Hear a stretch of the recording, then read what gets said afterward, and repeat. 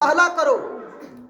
तुमने जो गड्ढा खोदा है, इसमें लकड़ियां डाली है, चंदन की लकड़ियां है, इसमें घी है, इसमें शक्कर है, इसमें तुमने क्या क्या चीजें डाली है। आग जलाई है तुमने घी डाला है, तुमने लकड़ियां डाली है, लेकिन तुम भी कूदो हम भी कूदते हैं। जो बच जाएगा उसी का इस्लाम सच्चा होगा, उसी के दिन सच्चा होगा। तो उसने कहा कि मुबाहला का टाइम नहीं है। तजाने मिलत इस्लामिया फिर आपने उन लोगों की तरफ देखा जो फिर गए थे दौलतों के नशे में।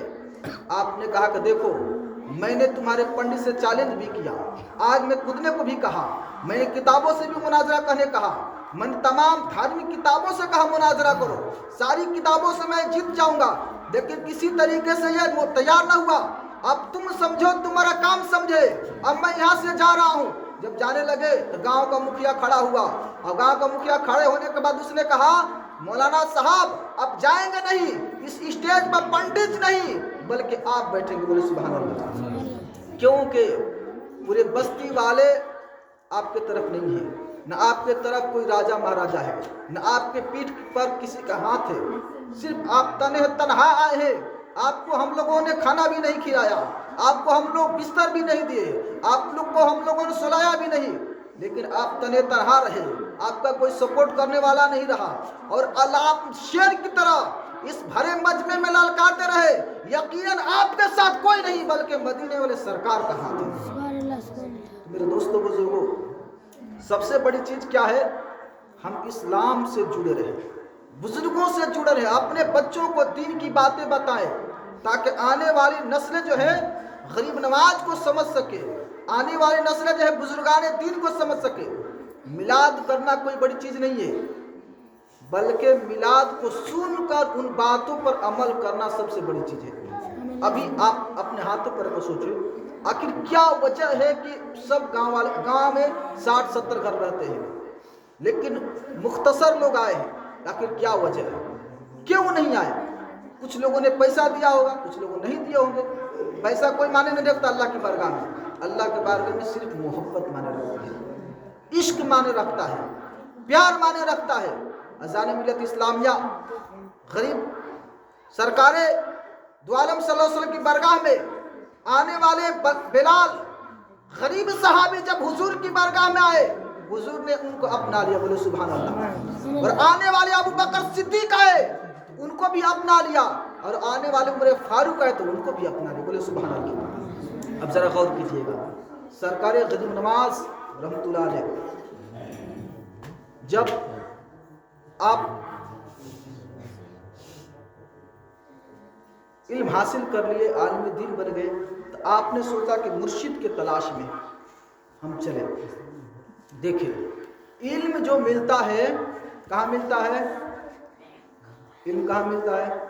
मदरसे में। इश्क कहाँ मिलता है? खानकाह में। इल्म कहाँ मिलता है? मदरसा में। इश्क कहाँ मिलता है? खानकाह में। तो बहुत सारे लोगों के पास इश्क होता है, बहुत सारे लोगों के पास इल्म होता है, लेकिन कुछ ऐसे लोग होते हैं सिर्फ आलिम होते हैं, लेकिन इश्क के टूअर होते हैं। क्या होते हैं? इश्क के टूअर होते हैं। उनको इश्क होता ही नहीं है। इश्क कहते क्या है, मोहब्बत कहते क्या है, प्यार कहते क्या है? जरा गौर कीजिएगा। सरकारे गरीब नवाज रहमतुल्लाह अलैह ने फरमाया कि आप मुर्शिद के तलाश में जाते हैं जहां हमारी तरबियत हो सके। अच्छा, एक बात बताओ, हमने देखा है बहुत सारे गांव में एक पीर साहब आते हैं, एक अल्लाह के महबूब बंदे की आमद होती है, और बहुत सारे लोग उनसे वाबिस्ता होते हैं। इससे क्या होता है कि गांव अगर भटकती होती है तो पीर साहब अल्लाह और रसूल के बयानात को सुनाकर गांव वालों को सीधे रास्ते पर लेकर चलते हैं। लेकिन यहाँ पर कोई गांव वालों का कोई वारिस ही नहीं है, इसीलिए जिसको जिधर मन करता उधर जाता है। कोई कहता है मिलाद नहीं मनाना चाहिए, कोई कहता है जुलूस नहीं निकालना चाहिए, कोई कहता है जुलूस निकालना चाहिए, कोई कहता है नहीं निकालना चाहिए। तरह तरह के खुराफात है। अब जरा गौर कीजिएगा, सबसे बड़ा मुर्शिद हुजूर सल्लल्लाहु अलैहि वसल्लम है, अब सबसे बड़े मुरीद सिद्दीक़ अबू बकर है। सिद्दीक़ ابو بکر ہیں، صدیق ابو بکر ہیں. دزان ملت اسلامیہ سب سے بڑے پیر سرکار دو عالم صلی اللہ علیہ وسلم ہیں اور سب سے بڑے مرید ابو بکر صدیق ہیں. اب ذرا غور کیجئے گا، جو عشق ہوتا ہے خانقاہوں میں ملتا ہے، بزرگوں کے در سے ملتا ہے. سرکار غریب نواز رحمۃ اللہ علیہ آپ عشق الہی کے لیے، عشق رسول کے لیے مرشد کے تلاش میں نکلتے ہیں. جب مرشد کے تلاش میں نکلتے ہیں تو کسی نے کہا آپ چلے جائیں خواجہ عثمان ہارون رحمۃ اللہ کی بارگاہ میں، وہاں پر جائیں گے تو خواجہ عثمان ہارون رحمۃ اللہ آپ کے دل میں عشق الہی پیدا کر دیں گے اور آپ کے دل میں محبت رسول بھی پیدا کر دیں گے. سبحان اللہ. اب ذرا غور کیجئے گا، غریب نواز اسی لیے ہمارے دلوں کو دھڑکن بنے. بولے سبحان اللہ. جب بھی غریب نواز کا نام ہماری زبانوں پر آتا ہے یا سنتے ہیں کسی اور سے تو ہماری عشق اور بڑھنے لگتے ہیں. بولے سبحان اللہ. بار بار غریب نواز کے جو ہے گنبد نظر آنے لگتے ہیں، خیالوں میں ڈوب جاتے ہیں. خواجہ ہند وہ دربار ہے اعلیٰ تیرا، کبھی نہیں محروم مانگنے والا تیرا. ذرا غور کیجیے، سرکار غریب نواز جب مدینہ شریف جاتے ہیں ان کے پیر و مرشد خواجہ عثمان ہارون رحمۃ اللہ سے ملاقات ہوتی ہے. اب جا کر ایک کونے میں بیٹھ جاتے ہیں. اس وقت خواجہ عثمان ہارون رحمۃ اللہ علیہ اپنے مریدوں کو عشق الہی کا جام پلا رہے تھے اور سارے مرید آنکھوں کو بند کر کے اللہ اللہ کی ضربے لگا رہے تھے. بولے سبحان اللہ. جب خواجہ عثمان ہارون رحمۃ اللہ علیہ جب آنکھ کھولتے ہیں تو اچانک نگاہ غریب نواز پر پہنچتی. بولے سبحان اللہ. اور آپ نے تمام مردوں سے فرمایا جس کی تلاش تھی وہ چراغ آ گیا ہے. بولے سبحان اللہ. سبحان اللہ. سبحان اللہ. جس کی تلاش تھی وہ چراغ آ گیا ہے اور میرے سلسلے کا جو ہے رہبر آ چکا ہے. بولے سبحان اللہ. اذان ملت اسلامیہ آپ نے غریب نواز کو اپنے قریب بلایا اور بلانے کے بعد فرماتے ہیں معین الدین ایسا کرو 1000 مرتبہ قل اللہ پڑھو. کتنا؟ 1000 مرتبہ سورہ اخلاص پڑھو. آپ پڑھ کر آئے. آپ نے فرمایا 1000 مرتبہ درود شریف پڑھو. آپ 1000 درود شریف پڑھ کے آئے. پھر آپ نے فرمایا یا مسبب الاسباب، یا داخل بلیات، یا شافی الامراض. یہ جو ختم خزگان میں یہ سب الفاظ ہیں، یہ اسماء الہی ہیں، ان کو آپ پڑھو. یہ کس نے تعلیم کیا تھا؟ خواجہ عثمان ہارون رحمۃ اللہ علیہ. پھر آپ کو یہ تعلیمات دیے گئے، پھر آپ نے پڑھا. پھر آپ نے خواجہ عثمان ہارون رحمۃ اللہ علیہ غریب نواز کو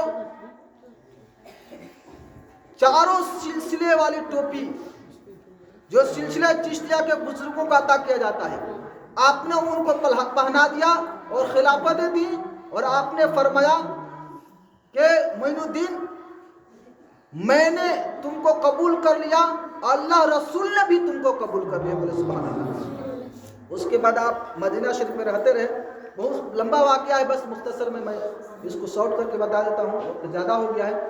تو سرکار غریب نواز رحمۃ اللہ علیہ کو حضور صلی اللہ علیہ وسلم نے بشارت دی، اے معین الدین تم ہندوستان جاؤ. آپ نے ہندوستان کبھی دیکھا بھی نہیں تھا. تو حضور صلی اللہ علیہ وسلم نے آپ کو ہندوستان کے نقشے کو دکھایا اور اجمیر کی وہ لمبی لمبی اونچے اونچے پہاڑیوں کو بھی دکھایا. بولے سبحان اللہ. اور اس جگہ کو بھی بتایا جس جگہ غریب نواز کا مزار مبارک بننے والا تھا. بولے سبحان اللہ. اسی لیے سرکار اعلیٰ حضرت نے جو مبارک مقامات کے نام گنائے ہیں جہاں پر دعائیں قبول ہو جاتی ہیں. بولے سبحان اللہ. جہاں پر دعائیں قبول ہوتی ہیں ان جگہوں میں سے وہ غریب نواز کا بھی آستانہ ہے جہاں پر صرف ہاتھ اٹھا دو گے رب العالمین اس مبارک آستانے کی برکت سے آپ کی دعاؤں کو قبول کروا لے گا. اذان ملت اسلامیہ پھر غریب نواز مدینہ سے ہندوستان کا سفر کرتے ہیں. راستے میں بہت سارے اللہ والوں کی زیارت تو ہوئی. پھر ہندوستان میں آئے. اس وقت پاکستان نہیں بنا تھا. یہ 812 سال پہلے کا واقعہ ہے. 812 سال پہلے کا واقعہ ہے. 812واں عرس مبارک غریب نواز کا کون سا ہے؟ 812 वहाँ उर्स मुबारक है। ये गरीब नवाज का विसाल की तारीख है।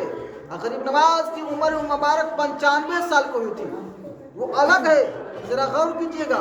सरकार गरीब नवाज रहमतुल्लाह अलैह लाहौर है। कहाँ है? लाहौर में। लाहौर में दाता साहब का मजार शरीफ है, वो गरीब नवाज से भी पहले का मजार शरीफ है हिंदुस्तान में।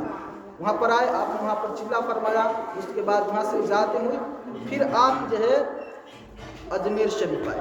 जब अजमेर शरीफ आए, आपको पता है अजमेर शरीफ में आना सागर के किनारे एक देव रहता था जिसका नाम सादी देव था।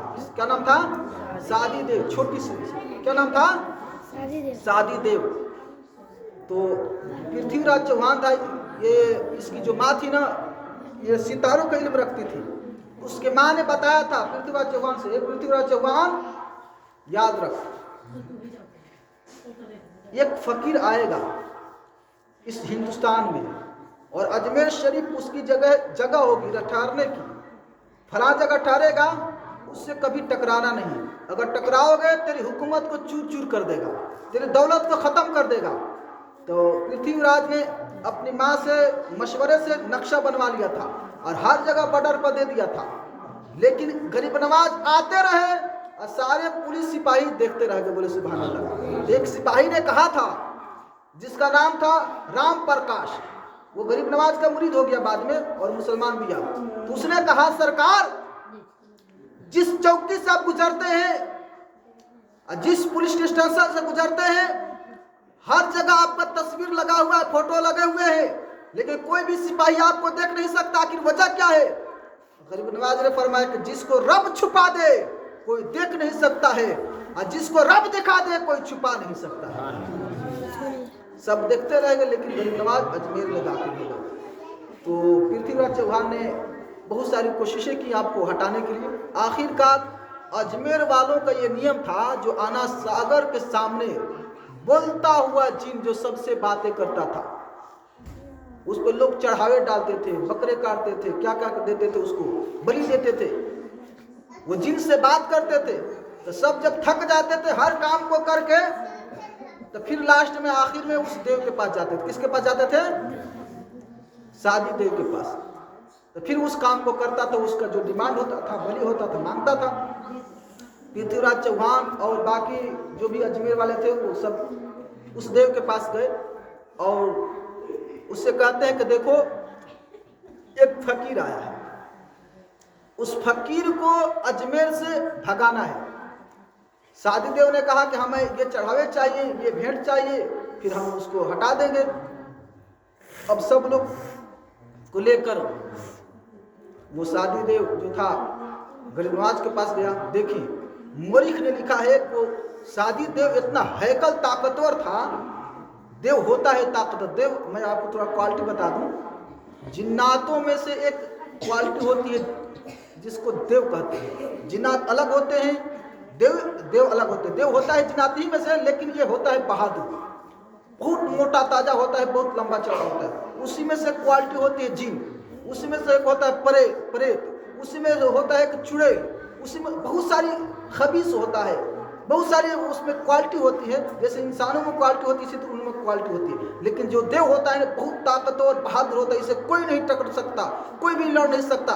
इंसान को अब चाहे तो अपने चुटकियों से मसल दे, इतना बहादुर होता है। मौरिख लिखते हैं कि जब वो देव चलता था, जमीन पर जब अपना पाँव रखता था, तो उसके पाँव रखने से जमीन कांपने लगती थी, जमीन कांपने लगती थी, उसकी धमक से हिलने लगती थी।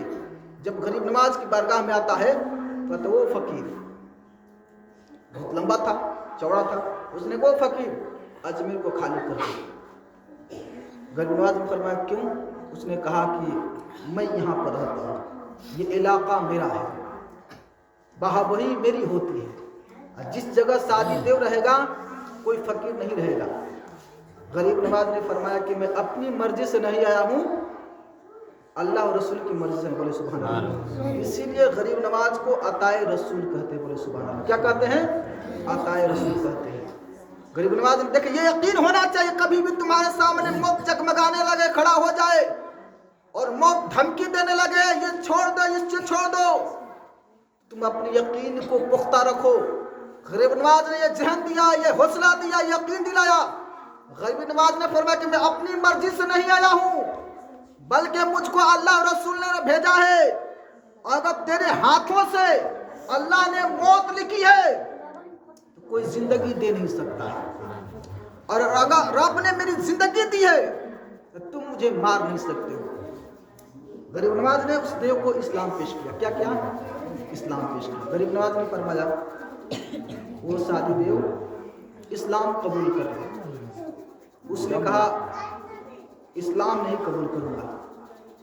غریب نواز نے فرمایا کہ سوچ لے، اگر اسلام قبول کر لے گا تو سب کی مراد پوری کرتا ہے۔ ذرا غور کیجئے گا، غریب نواز نے فرمایا کہ تو سب کی مراد کو پوری کرتا ہے، اگر تو اسلام قبول کر لے گا تو معین الدین تیری مراد پوری کر دے گا۔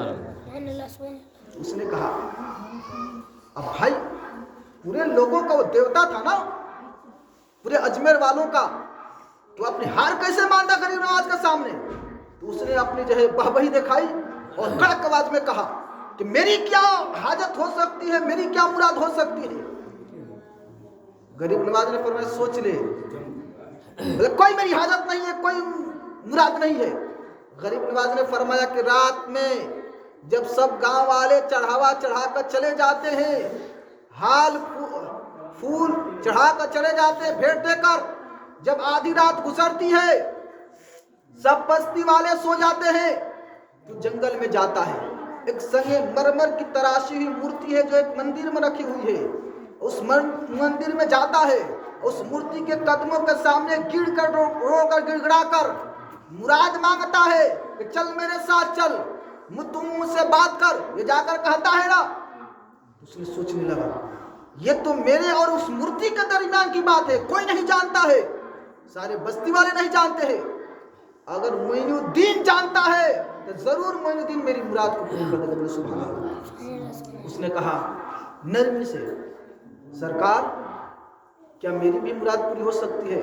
اب سب کو بھول گیا بستی والوں کو جو ہمیں چڑھاوا چڑھاتے ہیں یا ہمیں دیوتا بھگوان یا خدا جو بھی مانگتے ہیں، سب کو بھول گیا۔ اس نے کہا اس لیے اس کی تمنا تھی کہ ایک مرتبہ وہ جو ہے سنگ مرمر کی تراشی ہوئی مورتی اس سے ایک مرتبہ بات کر لے، اس کی مراد تھی۔ سب کو بھول کر اس نے کہا سرکار کیا میری بھی مراد پوری ہو سکتی ہے؟ غریب نواز نے فرمایا کہ ہاں ہو سکتی ہے۔ اس نے کہا کیا کرنا پڑے گا؟ غریب نواز نے فرمایا کہ پڑھ لے لا الہ الا اللہ محمد رسول اللہ۔ اس نے پڑھ لیا، فرمایا اس نے پڑھنے کے بعد کہا کہ آپ اب چلیں ہمارے ساتھ اور مورتی سے بات کرا دیں۔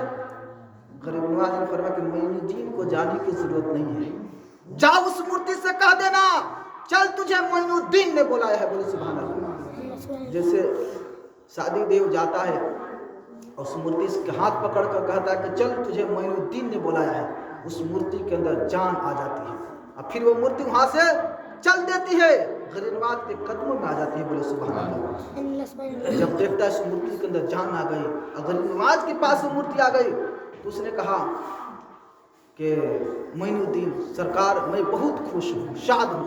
شاد کیا ہے؟ فارسی لفظ ہے۔ کیا ہے؟ ہندوستان میں پہلے زمانے میں جو ہے فارسی اور ہندی اور سنسکرت یہ تین زبانیں زیادہ چلتی تھی۔ انگلش جو ہے ہندوستانی زبان نہیں ہے، یہ اردو جو ہے نیو زبان ہے، یہ اردو کو ہندی سے سنسکرت سے اور فارسی سے ملا کر بنایا گیا نیو زبان ہے، اور اس کو جو ہے تمام زبانوں کو دلہن کہا جاتا ہے۔ رضان ملت اسلامیہ شاد جو ہے فارسی لفظ ہے، تو اس نے کہا کہ سرکار میں بہت شاد ہوں، خوش ہوں۔ غریب نواز نے فرمایا کہ سعد سے تیرا نام ہٹا دیا جاتا ہے، اب معین الدین تیرا نام جو ہے تلابی ش سے بڑی شن سے نام رکھتا ہے شادی دیو۔ بولے سبحان اللہ، زندگی بھر تم خوش رہو گے۔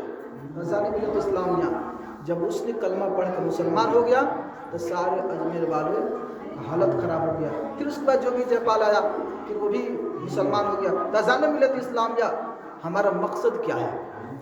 کہنے کا مطلب کیا ہے؟ مطلب یہ ہے جب بزرگان دین کا عرس منایا جائے، جب بزرگان دین کا نام پر پروگرام کیا جائے، تو ہم لوگوں کو چاہیے کہ پہلے سے تیار ہو کھا جائے۔ دیکھیں، جب ہم اپنے مرشد سے بات کرنے کی تیاری کرتے ہیں نا، اپنے پیر صاحب سے، اپنے استاد سے، تو پہلے ہم سجتے ہیں، پہلے اپنے آپ کو تیار کرتے ہیں، خوشبو لگاتے ہیں، خوشبو سے معطر ہوتے ہیں، مائنڈ میک اپ کرتے ہیں کہ ہم کو کس انداز میں بات کرنا ہے، کہیں ہم سے بے ادبی نہ ہو جائے، کہیں ہم سے لاپرواہی نہ ہو جائے، ہمارے مرشد ناراض نہ ہو جائے، ہمارے استاد ناراض نہ ہو جائے، کیونکہ خدا رسول کا پتہ بتانے والا مرشد ہوتا ہے اور استاد ہوتا ہے۔ بولے سبحان اللہ۔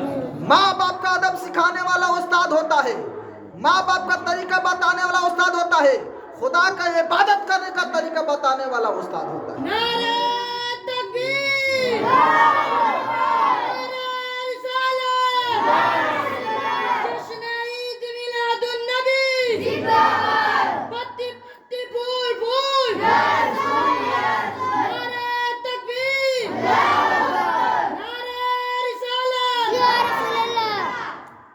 اذان ملت اسلامیہ، دیکھیں ایک مدرسے کو چلانا، اب مدرسے کے ماحول کو میک اپ کرنا، دیکھیں پورے بستی والے مل کر ہمارا تنخواہ ٹائم پہ نہیں دے پاتے ہیں، آپ نے غور کیا؟ اس مہینے کا تنخواہ، اس مہینے کا تنخواہ، لیکن میں ایک اکیلا تنہافی سے پوچھ لیجئے گا، میں عالم دین ہوں، میں ایک دوسرے کی مجبوری کو سمجھتا ہوں، کوئی محنت کرتا ہے، حضرت علی نے فرمایا کسی کی محنت کی مزدوری اس کے ماتھے سے پسینہ سوکھنے سے پہلے دے دو۔ ان سے پوچھ لیا، ان کا تنخواہ میں ہر مہینے دے دیتا ہوں، کہاں سے دیتا ہوں؟ محنت کرتا ہوں میں، جو بائبل ٹائم پر میں مریضوں کا کام کرتا ہوں، در در کی ٹھوکر کرتا ہوں، آپ کام کر دیکھ لیں، بھوت شیطانوں سے لڑنا کتنا مشکل ہوتا ہے۔ اس جنگ میں اکیلا نہیں ہوتا ہوں، میری بیوی بھی جنگ میں شامل ہوتی ہے، میرا استاد بھی اس جنگ کا سامنا کرتا ہے، میرے بیٹے بھی کرتے ہیں، میرے بیٹے بیمار ہو جاتے ہیں، میری بیوی بیمار ہو جاتی ہے، ڈاکٹر کو پیسہ دینا پڑتا ہے، اور سب سے بڑی چیز یہ ہے کہ جب دشمن سامنے آتا ہے مجھے دکھائی نہیں دیتا تو میرا استاد اپنا سینہ روکتا ہے اور اس دشمن کے وار کو جھیل لیتا ہے۔ آپ سوچتے ہیں ظاہری دشمن سے لڑنا آسان ہوتا ہے، غور کیجئے گا، ظاہری دشمن سے لڑنا آسان ہوتا ہے، اگر کوئی دشمن چھپ کر وار کرے اس سے لڑنا مشکل ہوتا ہے۔ جناتوں اس کی لڑائی آپ آسان سمجھتے ہیں، بھوتوں کی لڑائی آسان سمجھتے ہیں، لڑائی آسان نہیں ہوتی ہے، بلکہ اگر استاد کامل نہ ہو، مرشد کامل نہ ہو، دعا تعویذ کرنے والے آندھیوں میں ادھیا جاتے ہیں، ان کی نسلیں برباد ہو جاتی ہے۔ لیکن الحمدللہ میرا سلسلہ قادریہ ہے اور میرا نسب جو ہے قلندریہ ہے، میری نسبت قلندری ہے، ابو علی شاہ قلندر سے میری نسبت چلتی ہے، حضرت بلال سے میری نسبت چلتی ہے، اور میری نسبت جو چلتی ہے ابو بکر صدیق سے چلتی ہے، جن کے حامی اور مددگار اتنے بڑے بڑے شیخین ہو، جن کے حامی اتنے بڑے بڑے استاد ہوں، دشمن کوئی کچھ نہیں کر سکتا، لیکن لڑنا پڑتا ہے۔ میرے دوستوں بزرگ، کوئی سوچتا ہے کہ مولانا صاحب دعا تعویذ کرتے ہیں آسانی سے مریضوں سے پیسہ لیتے ہیں، نہیں، اس کے پیچھے راز ہوتی ہے، رات بھر جگنا پڑتا ہے، توجہ کرنا پڑتا ہے، دماغ خرچ کرنا پڑتا ہے، محنت مشقت کرنا پڑتا ہے، ادھر استاد الگ جھیلتا ہے، استاد کا استاد الگ جھیلتا ہے، الگ الگ بچے جو ہے بیمار پڑتے ہیں۔ میرے دوستوں بزرگوں، بات یہ ہے کہ مدرسے کو چلانا آسان نہیں ہوتا ہے، بلکہ اس میں بہت محنت مشقت ہوتی ہے۔ بولے سبحان اللہ۔